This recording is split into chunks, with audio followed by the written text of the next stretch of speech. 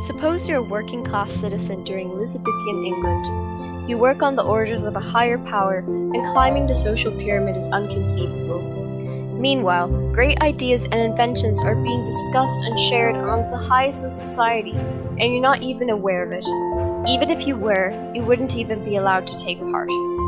Hi, my name is Shan, and let's talk about how technology has had a greater impact on society than the scientific revolution ever did. The scientific revolution was a turning point in human discovery. It was the moment when people began to observe nature and draw their own conclusions about its intrinsic patterns.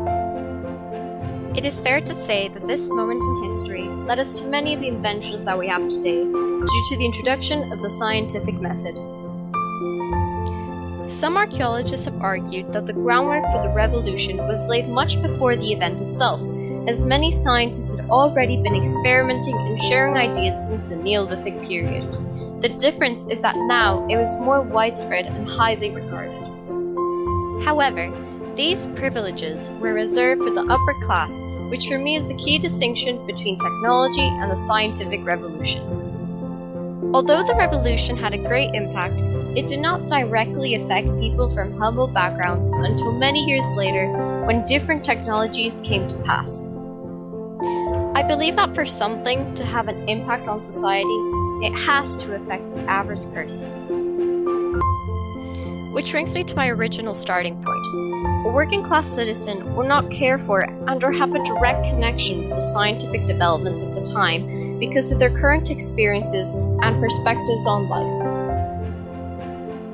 I believe that their focus was more directed towards their families and their livelihoods, so they could peacefully live without engaging in scientific discussion, albeit it would still not be possible to take part due to the class system at the time. Seeing as the wealthy made up such a small fraction of society, I can't see how this movement could have been a life-changing moment for all people at the time. Now, you may be asking yourself, how is that any different to now, since people from disadvantaged backgrounds have a limited access to these innovations? That is when I would have to disagree, because technology is affected most, and if not all people, due to the daily advancements taking place all across the globe. From my personal experience in working in disadvantaged communities of my home country, Ecuador, I've seen firsthand that new agricultural and even social technologies are in place. Farmers have communications outside of their communities due to devices such as cell phones, the printing press, and automobiles. And although some kids do not own a computer of their own, they will still require to do some school projects online and even rented out computers in local shops where you can pay up to $1 for an hour of usage. And when I refer to these kids, I am speaking of the sons and daughters of some very impoverished areas that lived from the land and made small amounts of income from corn production. Technology not only has influenced the lives of these communities, but it has been life-changing for some people. Currently, hundreds of new technologies are being put in place to solve some of life's greatest problems, like global warming, medical enigmas, and bringing drinking water to destitute areas. For example, the SunSpring Hybrid is a portable water filtration system that works off solar and wind power, which provides 20,000 liters of clean water for 10 years or more. Technology has forced people to adapt. There is a reason for why most would be familiar with the concept of technology.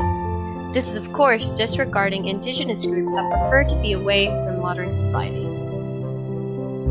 But for those of us who are part of it, there is no way of escaping technology, as everywhere we go, technological advancements have progressed to be incorporated into daily life. For me, true societal impact occurs when the daily life of the public majority is directly affected, and most importantly, in some sort of personal way. Thank you for listening to this brief discussion. I hope it has sparked your curiosity and helped you realize just how influential technology is in your life.